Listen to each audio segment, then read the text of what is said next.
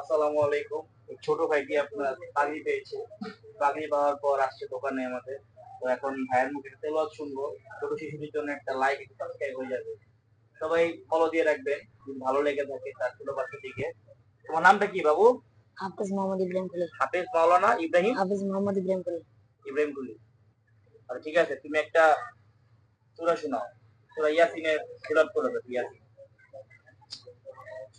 أعوذ بالله من الشيطان الرجيم.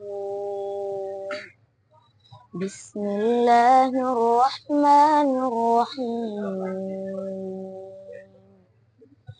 ياسين والقرآن الحكيم إنك لمن المرسلين على صراط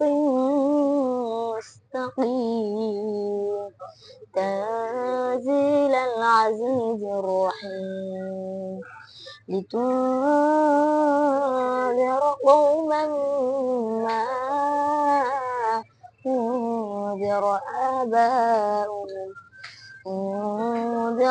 آباؤهم فهم غافلون لقد حق القول على أكثرهم فهم لا يؤمنون إنا جعلنا في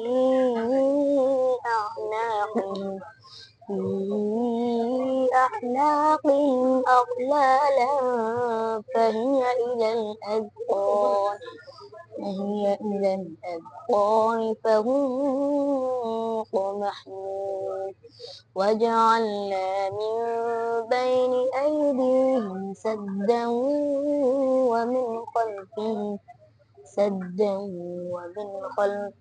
سدا فأغشيناهم فهم لا يبصرون صدق الله العظيم.